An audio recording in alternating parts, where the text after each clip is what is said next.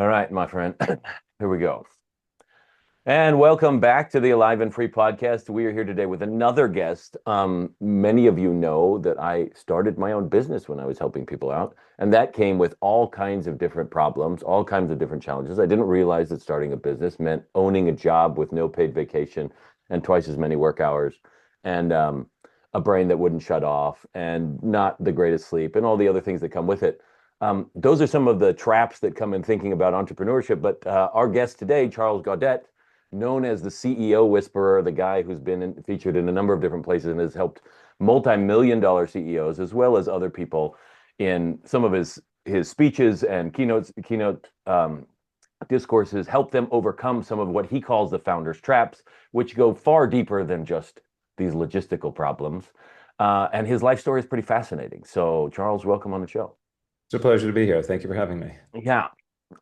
So why don't you, most of the people that are listening to this have no clue who you are. They may have never been to a business conference, but a great deal of them have tried to start a business in their own right. So they might be curious about the business end of things.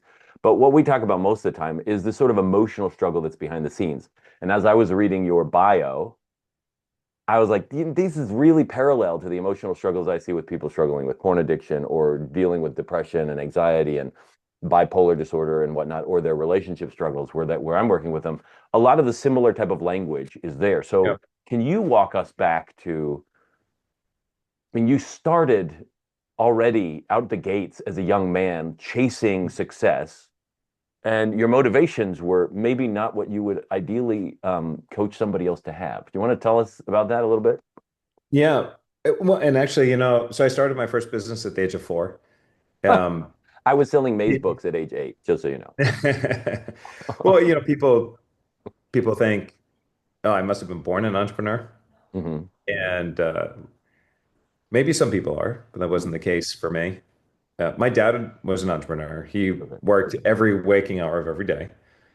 And so through the third grade, I never actually got to really know him because he was already at work by the time I woke up in the morning and I went to bed before he came home. And this was 7 days a week. And it was all for good intention. He was raised in, they didn't have very much money. I mean, when my dad moved in with my mom, they had to move in with my mom's parents, and he Hmm. moved in with nothing more than a paper grocery bag with just a little bit of clothes because his brothers and his father shared the same underwear and the same Wow. clothes and everything else. So, he didn't have much when he moved out. So it was all came from a place of trying to provide for his family. Um, and so when I did see my dad, he would say, "Kid, if you ever want to make something of yourself, you got to be an entrepreneur." Mm. And so at 4 years old, I did what many 4-year-olds do in that case, just trying to get their father's attention, trying to get their father's love. So I turned around and I did the only thing that I knew I had to do to get his attention. I started a business. And you know, I started a business. He thought it was pretty cool, What were you and doing? What was the business? I sold artwork to my neighbors. So Okay, nothing fancy, cool. That's right? awesome. Nothing fancy. Just made a bunch of artwork and sold to the Right. neighbors. But that was enough that, it was like, oh, this felt good in many ways. And well, let's do it again. And then let's do it again. And so my whole life, I've been an entrepreneur. I've never had a traditional quote unquote real job, right? But entrepreneurship was never, people look at my life now and they go, oh my gosh, overnight success or whatever they want to say. Yeah. Um, but I'm like, oh my God, it was the biggest metaphor that I can describe is like when you go to the swimming pool and you want to jump really high to dive in the water. In order for you to jump really high, you got to bend that swimming board. That you got to whatever that swimming board. Yeah, that's what it's called, Springboard, right? yeah. Springboard. You got to bend that down really low to go really high. And so my heights were in direct proportion to my lows. And so now that I've had to jump a few times, do when I experience those lows in some weird way, I'll be in this place of gratitude Mm. because I'll realize that I'm only experiencing this in preparation to launch back up again. And the younger version of me would have thought I was smoking the wacky tobacco, but the older version of me realizes that the pattern's repeated itself over and over again, and it's there to serve me. Fair, fair. How long did it take you to pick up that message? Because that's pretty common. Whatever the setback is for people, the idea that there is a setback usually ends up with people feeling like it's some sort of identity, that they are a failure, that they'll never get it done. But in your case, you had this drive, for Yeah. lack of a better term, that kept you going even in the face of maybe some of those thoughts. And then eventually you start to learn, oh, maybe that's not what's going on here. How did that go about for you? Well, it's almost like I don't have a plan B, Me right? neither. So, for that reason, it's like, there's You burned the boats. drive or is it survival, right? So it's probably maybe a little bit of both. I think Fair. it's drive when things are going good and it's survival when things are going bad. Yeah, fair.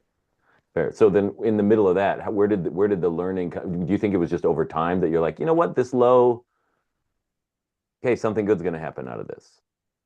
There's a gentleman that I met many years ago. His name was Dr. John DeMartini. Yes, yes. And The values um, factor and whatnot. For those of you who've been listening, we have you go through that periodically. So yeah. yeah, and one of the things that he brought up was that every positive has an equal and opposite negative, and that the world is always in balance. And he just went through. And so I was like, John, I get it, but I don't at the same time.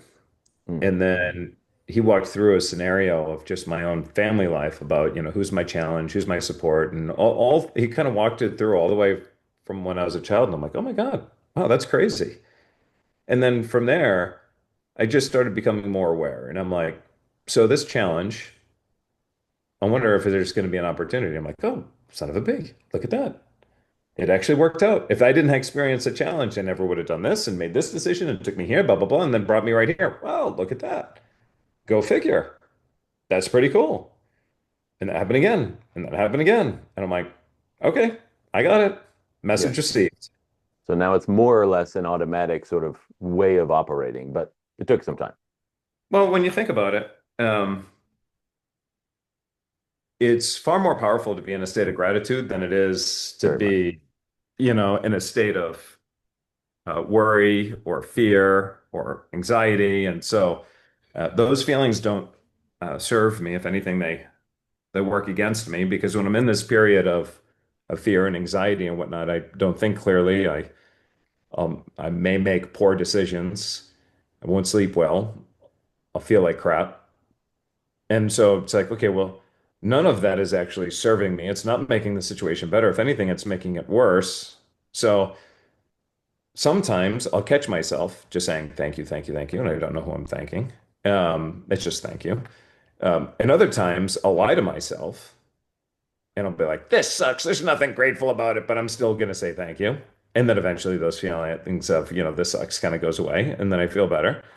Um, and when I get in this place of gratitude, then suddenly it's like the rose-colored glasses get removed, and then I can see things that I hadn't seen before. And I can see opportunities that I otherwise would have inadvertently missed. And I become far more powerful because I'm in a better, stronger state of mind. And so I've learned that about myself. And I found that I've been interviewed several times. They asked me my superpower, and the first initial gut reaction is gratitude. Is I feel my superpower. And I'm sure I've got other skills and talents, but I think gratitude is actually what allows me to be where I'm at and so forth. So yeah, That's great. I mean, there's a lot of research around gratitude, the way it accesses sort of subconscious patterns and behavioral things, perceptual things, as well as other stuff too. So the fact that you have a practice of doing that, it's pretty remarkable. And highly touted by just about everybody, but people putting it into practice is a different thing. So congratulations on at least it can be making as tough. many steps as you have. You know, it's not easy when you're in a low spot, and you were in a low spot. So before we talk about the founder's trap in general, because I want you to get to there, because I think there's some crossover between what you and I do. you hit a really low spot. Like you were super successful. Age 24, making millions, great, very successful business. And then all of it goes to crud really quickly. And then you hit a really, really low spot that really challenged you in a lot of different ways. Yeah. Tell us about that. Tell us about that first. Bring, I've over time, I've heard people come and tell me I've hit rock bottom. mhm. And until you've hit rock bottom, like you realize so many people talk about rock bottom, but they're not there. In fact, they're nowhere close to being at rock bottom. Um, but when you hit rock bottom, there's no doubt you're there. And in that moment, I'm driving in my vehicle and I started saying a silent prayer that somebody would just do it for me and hit me head on and take all this pain away and just be done. So I wasn't going to do it to myself. I just didn't want that mark left on my legacy or, left for my kids to, or my wife to, Deal with, have yeah. to deal with. That's just what I was like, just gotta, you know, and it didn't happen. I made home, but it was after that moment that things started to turn back up. And I had a mentor many years prior to that he said, you'll be the closest you'll ever be to breakthrough success at the moment when you want to quit more than anything else in the world. And I was like, I wonder what he means by that. It took a while. But then that was the moment where I wanted to quit existence more than anything else. And um, man, that turned it around and it was tough. And I think we get into those situations when we feel hopeless and powerless. And yeah, it was tough. At that point, the only one who actually really believed in me was my wife. Um, everyone else was like, maybe it's just time to get a job, Yeah. But it's like, it's just wasn't going to happen, you know? And was this But before, this was after the hospital bed incident, right? yeah, that was after that. So it was after I had made my first, several million dollars. And then, um, you know, one of the most dangerous things that I've discovered in life is actually getting comfortable. Because when you get comfortable, you stop growing. Mhm. When you stop growing, you start dying. And that happens with finance and everything else. And each time I got comfortable was when actually I lost millions. And it just happened to be one of those moments. So you get comfortable, you're less discerning when making decisions. And sometimes you throw caution at the wind, you work less hard. This is just, I'm not saying anything that anybody wouldn't realize themselves. Just when you wake up in the morning, if you go to the gym, if you're comfortable when you work out, you're not going to make any progress. If anything, depending on how comfortable you are, you're likely to slide back. You've got to be willing to embrace that level of discomfort in order to grow. Um, and that's kind of what I realized that time before that you mentioned when I was in the hospital. Um, I had I was told the secret of success was hard work. I took that literally. I'd set my alarm for 3:30 in the morning so I wouldn't quote unquote oversleep. But if I got up at like midnight to go to the bathroom, I'd just start working again. And I would work until I couldn't stay awake anymore. And then go to sleep, wake up as early as I could, and then start work. Did that 7 days a week because nobody was going to outwork me. Um, I didn't take care of my health at all. Like I never prioritized that, never prioritized food or anything for that matter. And I'm driving home, and as I'm driving home, I'm looking over the hood of my vehicle, and I see my house over on the left, and I just realized, yeah, I'm not going home. I had this shooting pain through the back of my uh, neck and down my spine, and I wasn't sure what was going on. And then what happened was when I got to the hospital, they said that my organs were shutting down and I was dying.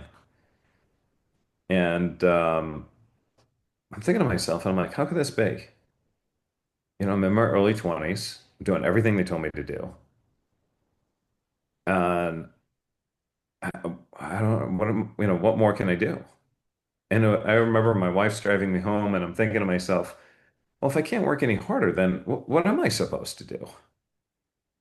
And then that was that one of those moments that I started asking different questions and got better answers, and then from there created a very successful multi-million-dollar business and um, What's interesting to me is that that's not the moment where you hit rock bottom.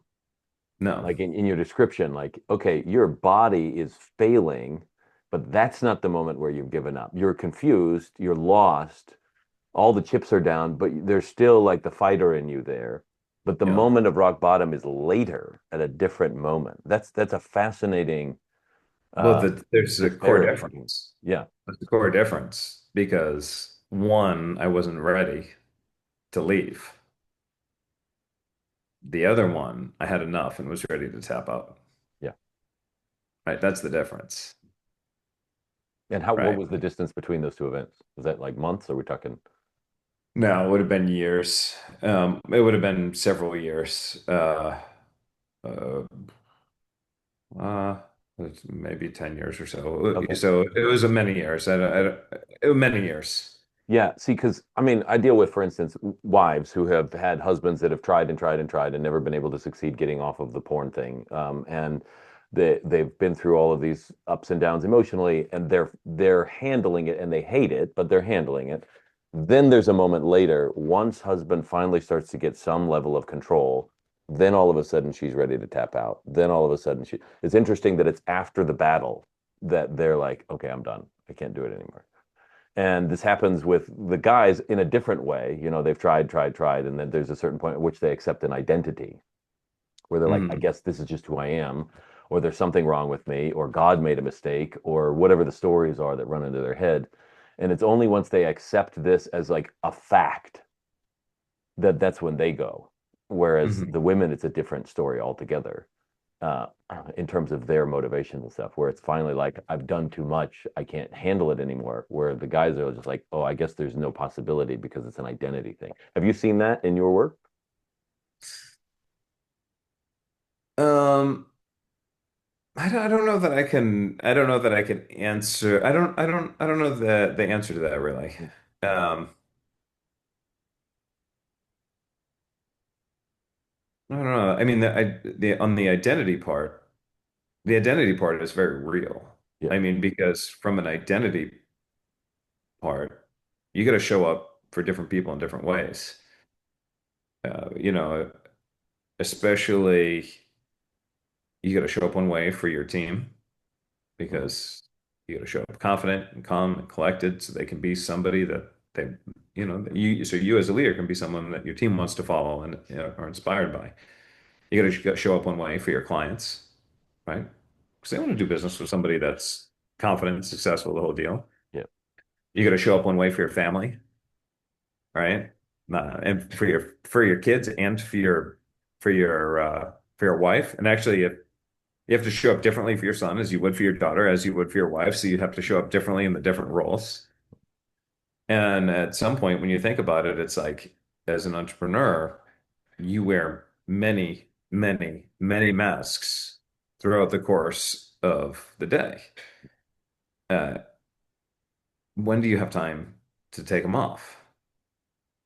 And more times than not, I realized we put too much emphasis on the mask.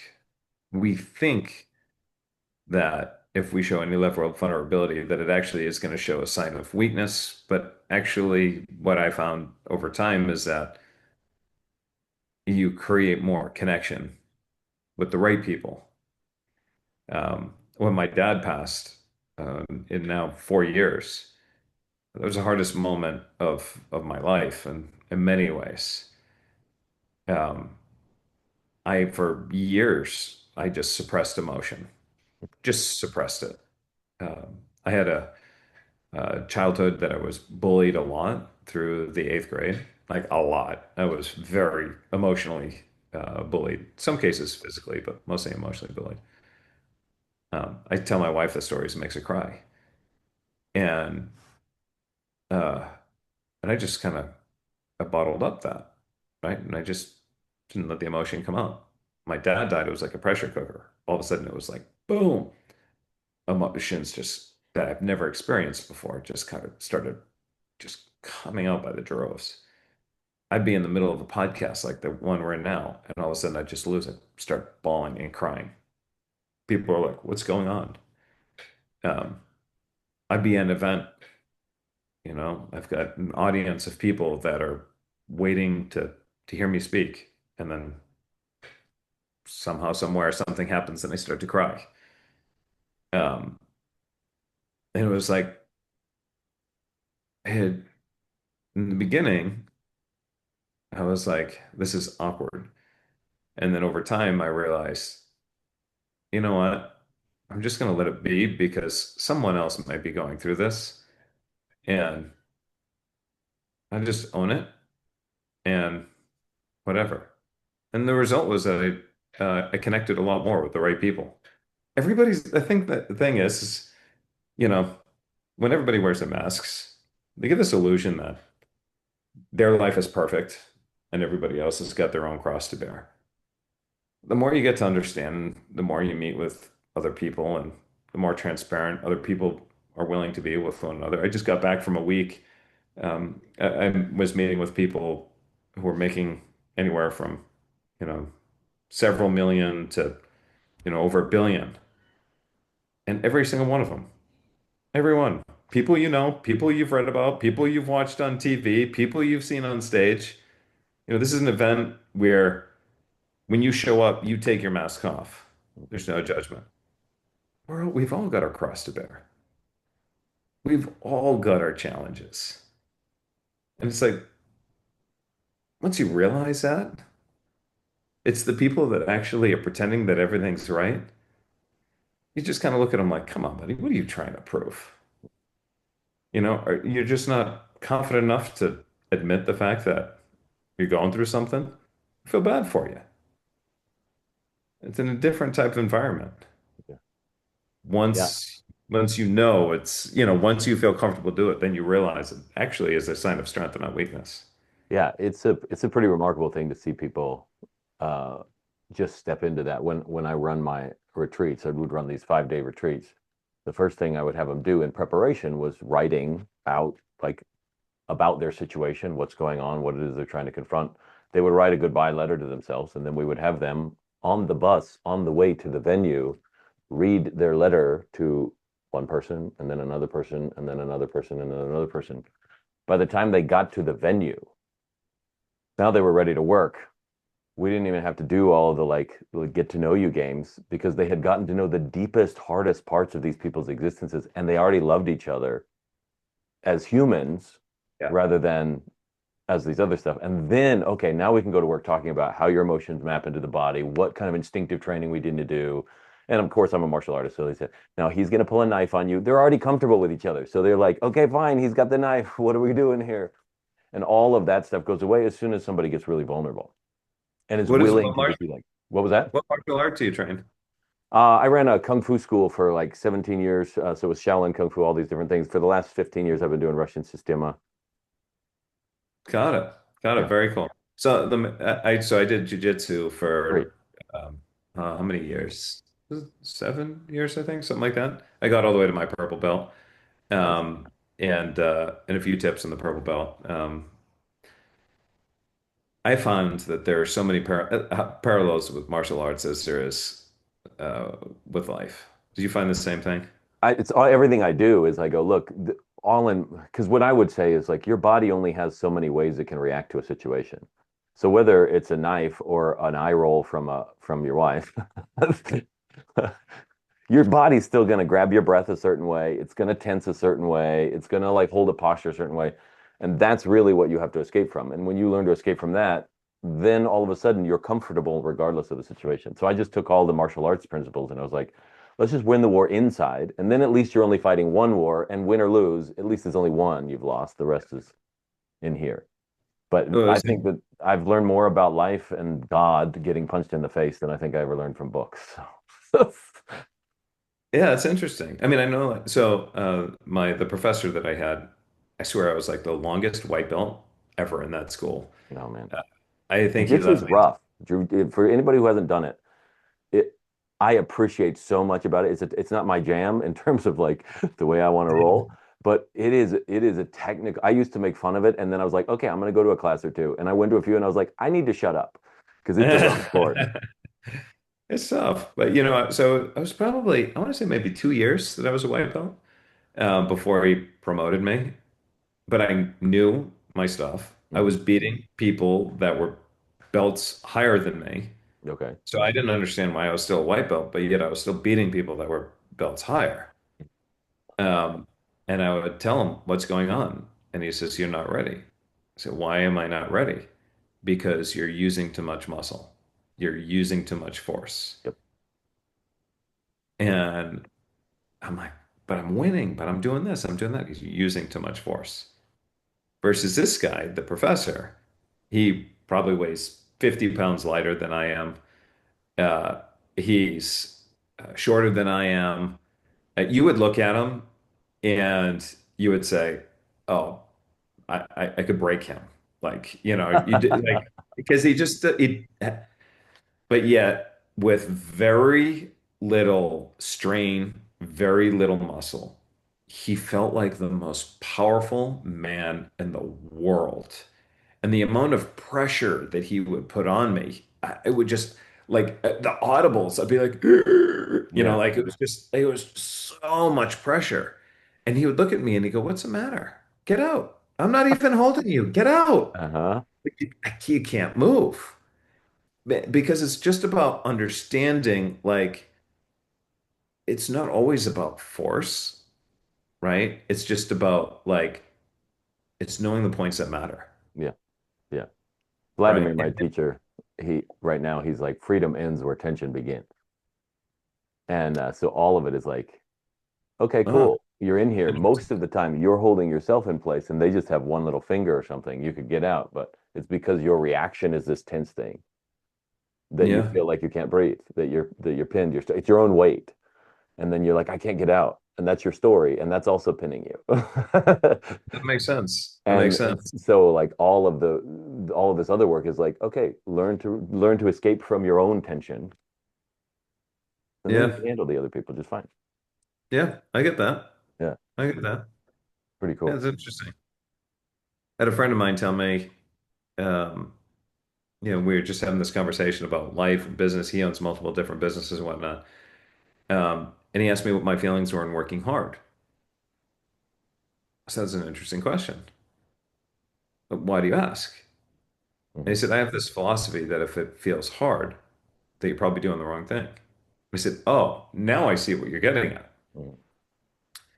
And and I agree with him because, you know, people will see me and they see the amount of time and effort that I put into my business. And, you know, many times they'll be like, man, you work hard. I haven't worked in years. And they're like, what are you talking about? I haven't worked in years. They go, what are you saying you're doing? I go, I get to play all day. I get paid to work with people I genuinely love, making an impact that brings me energy and doing something that even if I didn't get paid, I'd be doing it anyway. I just generally love what I do. Yeah, yeah. And, you know, you talk about like the energy and whatnot. Um, you know, I've learned that even in with entrepreneurship, you know, when I look at founders, they start off a lot of energy, super excited. They go to start a business, Very much. and you know, they're not feeling burnt out. They're not. They get that energy, and they're going because they're creating, they're building, they're in their flow. Um, and then they start getting burned out later, and it's like, you're getting burnt out because there are things that you're doing in your business that are just sucking the energy out of you. Hmm. If we look at this stuff that you do in your business that are actually giving you energy, what is it that you'd be doing? So, well, I love doing this. I love doing this and blah, blah. I go, got it. So if you did nothing else but that stuff there and delegated or automated the stuff that takes your energy away, how would that make you feel? And then as that began to happen, all of a sudden it was like their overwhelm, their frustration, their burnout, that changes. Yeah. Yeah. Are you familiar with Kathy Kolbe Of the Colby, of like the the Colby Kolbe? school. Yeah, the Kolbe Index and the Kolbe Yeah, yeah, assessment yeah, and all that yeah, stuff. yeah, Yeah. yeah, yeah. Yeah. So I went and trained with her for a while. She talks in these similar veins, right? That you have things that even ways that you operate that can, if it feels hard, then you're probably not operating the way that you naturally would operate better. So Yep. maybe you're not, it's not even the task necessarily, but even the way you're approaching the task, maybe you have a rule in your head that it needs to be a certain way and it doesn't have to be that way. Yeah. Um, so she's has a similar kind of vein in terms of like if you're feeling friction, you're probably not doing it the way that you're designed to do it. It's a fair statement. Yeah, for It's sure. amazing. Okay, so Yeah. you got this founder's trap, and you describe the founder's trap as this setup where they go this way, or I think from what I've read and online, you describe it slightly different. What is the founder's trap? So there's two hard times to growing a business. The first one is when you start it, right? The second one is the one that most people don't really talk about. And it's this point where you've built your business to word of mouth and referrals, and everything is all dependent on you. Leads are more dependent on you. You're closing all the business, Mm, and as you build a team, they're tugging on your ear and they're saying, "How do I do this? How do you do that?" They're all waiting for you for approvals, and then you're still interacting with all your clients, and so it's one of those things that the harder you work, the more successful you become, the deeper you fall into the founder's trap. Because if you bring in more leads, that means more sales you have to call. That means more people you have to hire. That means, more clients you have, and you go deeper and deeper in the founder's trap. And there's no way out of just working harder. You actually have to now have the right systems and processes in place to be able to pull you out of that founder's trap. And that becomes the next inflection point. And that really is what creates massive and significant growth. So, I mean, when people hear some of the stories that we've had, whether it was a smaller business taking them from 250,000 a year to 250,000 every 3 weeks, you do something like that, that they go from founder's trap, and then once they get out, all that becomes possible. Or another one, they started with us at 950,000 a year, and we took them to 23 point something million, something like that, in 3 years. Now we're on our way to taking them to 100 million. Like that, you have to get through that founder's trap, and then you get much more explosive growth. But every one of us are going to hit a ceiling at some point, and that's when you go into this founder's trap. All of us go through that. It's just, in most cases, we don't know how to get out. yeah. So when you're helping somebody get out, are you basically just identifying, hey, look, these are the things that you're doing that you shouldn't be doing, like you've described? I mean, because it seems like there has to be a moment where they let go of their baby Yeah, and and and I know this from my own experience very deeply. yeah, Even with advertising, I would micromanage the advertisers when it was their job to do it, but I'd be like, no, no, you got to say it this way because it was my baby. It was like if you of don't say course. it this way, it doesn't match. And so there's a moment where they have to like let the kid leave home and go to college, so to speak.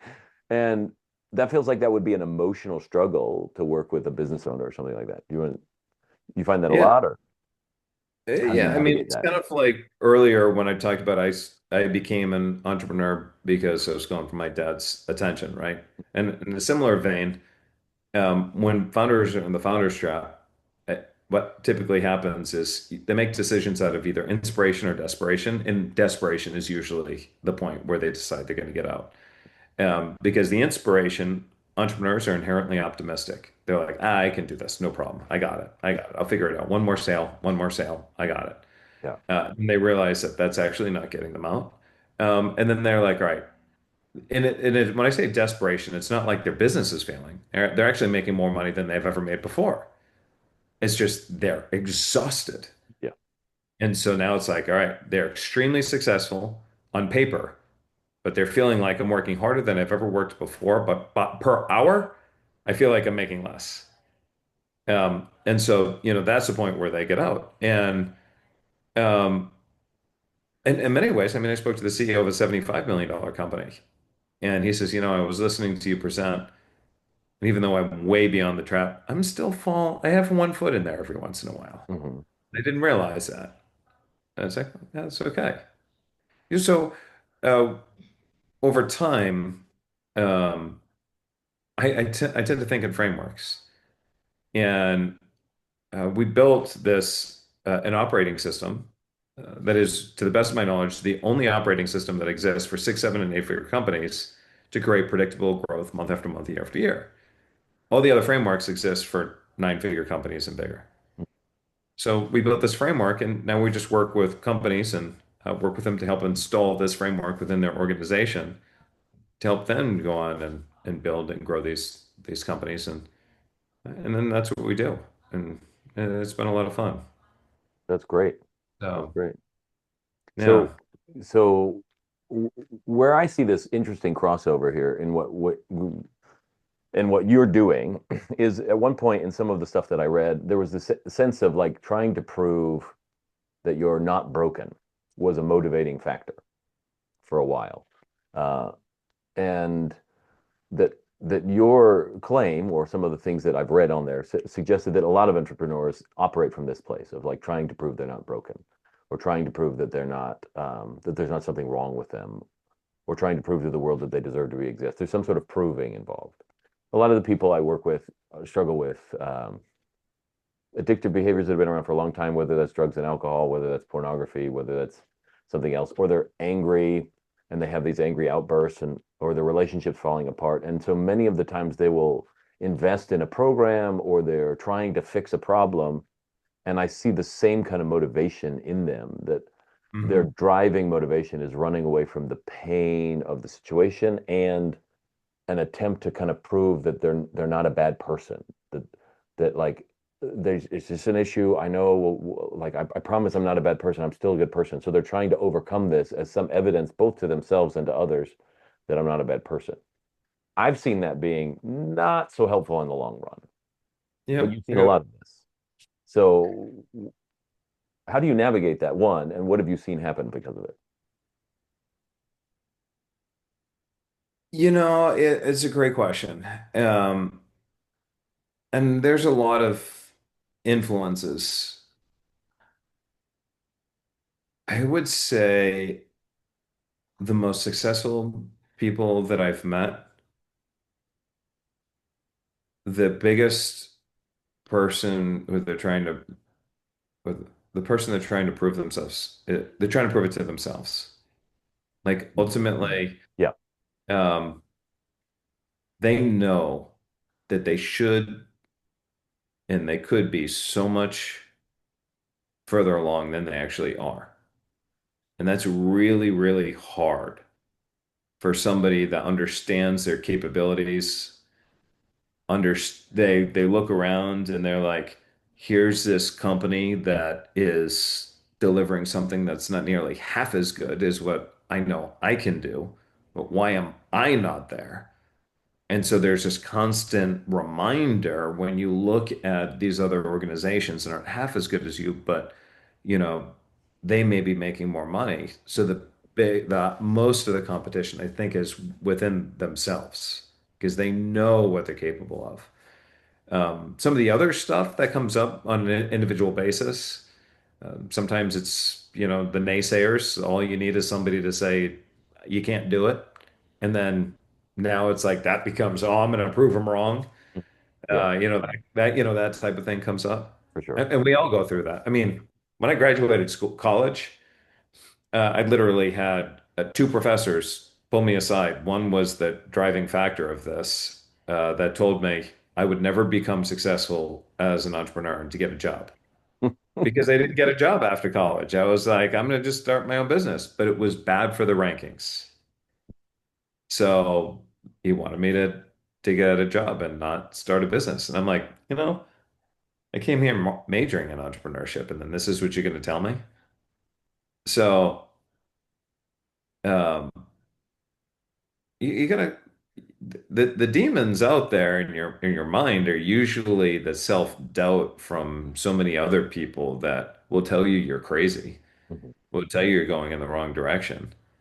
I mean, if one of the things that I learned about myself is that when I go to do something, if people don't think I'm crazy, then I'm realizing I didn't push hard enough. Mm, Because I've learned that if it's people think it's a, no, I'm not even the slightest bit crazy, then I'm going in the wrong direction. mm. So, but you got to get to terms with that at Yeah, some point. 100%. Yeah, I the think the addicts. younger, sorry, Go go ahead. ahead. So the addicts that what's interesting to me is like you're talking about these are demons that come from other people, right? Uh, the people who've been to addiction recovery programs, the demon is you are an addict, not that you have this behavior that you're struggling with, and sometimes you win and sometimes you don't.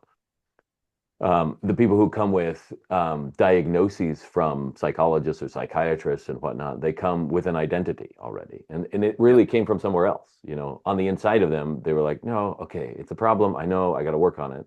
But then once somebody else has given them the label with all the baggage that it comes with, then yeah, they got to come to terms with the fact that that's it. What I usually will suggest to them is let's take the label off the jar so we can actually see what's inside. yeah, So we're going to call you an addict. That doesn't help. I don't know what that means because you're not doing it all day long, 24/7. There's times where you go to the bathroom, and there's times where you sleep. There's times where you yeah, talk to people and laugh at a joke, and yeah. you're much more than this. So let's look at what's really going on, and that seems to be helpful. It's like let's look at the facts instead of just wandering around with these labels that are kind of vague and end up causing problems in a big way. Well, yes, and I think it's generational. Interesting. Yeah, I'm an older generation, Hmm. and so for me, it's it's about myself. Like how I show up for myself. I could and should be better than where I'm at. A lot of the millennial and the Gen Zs, I noticed something different. Um, and that is, how are other people going to look at me and my success? You tend to see a lot of the millennials and Gen Zs, they tend to be more of, from my experience, they tend to um, they want to show more that they're successful, which is instead of just be successful, they have to show that they're successful before they can be successful. So how do you deal with that with them? Well, I that they don't usually come into my world at that point, because realize I'm the guy that helps companies create predictable profits. Mhm. That's not sexy to the get rich quick crowd, right? So it's not until they've gotten beyond that get rich quick desire where they're chasing every shiny penny and every tactic and everything else. When they get beyond that, then they're ready to say, okay, all right, I'm going to build a real business. Mhm. That's as they start to then work with us. And now they're just kind of like beyond that. They're in Okay. that next phase that they want that predictable, consistent month after month, year after year type of growth. Now that's really interesting. That's the sexy part, not the, you know, I'm going to start a business and then do everything I can to try to get this to 5 million this year. It's like, okay, good luck with that. You know, so Yeah. Call me when you figured it out. yeah, yeah, yeah. That's awesome. Okay, that's interesting though, because millennials are a generation that has grown up around what people look at me in a big way because of all the social media and all of the extra kind of stuff. That's sort of like in the air is to be aware of how people are thinking about you since they were young. Uh, I overheard a discussion, and in this discussion, the person said, if you were to go on vacation, an all expense paid vacation, but you were told that you couldn't take a picture and post it on social media and couldn't tell anyone that you were going to do this on social media, you had to leave your phone behind, would you go? And to listen to the other person debate and wow. be not sure if they would go because they couldn't post it on social. I was going, this is really eye-opening for me. Yeah. And I have a client in the travel industry, and he explained to me how in his business, in the beginning, he would sell travel packages based on the experience and do very well. Now he has to sell travel packages based on what others will say about your experience. Wow. That's disturbing in many ways to me. Not surprising, but Yeah. disturbing. All Um, you have to do is go to any event, and what you'll notice is instead of being there in the moment and watching the event and truly just appreciating it, you can see everybody out there with the phones trying to look at it through the screen in their phones so that they can post it on social media. Instead, now I understand you want to take a picture, you want to do this and that. Look, that's fine. I got no problem. I'll do it too. I'll take a picture at a certain event, the whole deal. At the same time, I recognize that I also have to be in the moment. I want to be in that moment. I'll take a picture, I'll take a short clip, but after that, I need to be in the moment. But there are many people can't be in the moment. They're not in the moment. They have to be recording the moment. That right there, I've noticed is actually, if I was going to point to the a real vulnerability, is that when you start making decisions not because of what is within integrity or authenticity or incongruency with who you are, more so what you believe that other people need to believe about you and whatnot, that has a very short lifespan. And we're seeing that authenticity is one of the biggest competitive advantages in this new AI world. And when people are looking at videos and they're like, is that real? Is that not real? When people look at content and they're like, did they write that or did they not write that?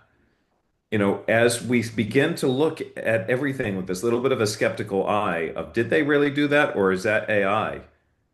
When you show up authentically you, like really corely, transparently, authentically you, people grab onto that feeling because they don't see enough of it and they love it. They're attracted to it. They want to hold on to it. yeah. And so you'll see more of that. I would just encourage more people. Like, if you have a challenge, own it. If you have a problem, own it. People will respect and admire, you for owning what it is and the outcome you seek to achieve as a result of getting out of it. And you'd be surprised how many people come around to want to support you through that, you know? Yeah. Well, I mean, what I'll tell with my clients and stuff who are talking about specific things that are happening to them, and I say, look, I don't paint it to look amazing. We don't need a Shakespearean ode, but also don't downplay what's happened, because if you do that, then you're not being honest. And when they Yeah. start to show up just honestly, like this is what's happening, even without external support, they themselves, because now they're dealing only with the facts, only with the truth, they find a level of freedom because they're looking at it going, okay, this is what's happening. This is all that's happening. Yeah. And now I can go somewhere with this instead of this is this imagined thing that I've built around what's happening.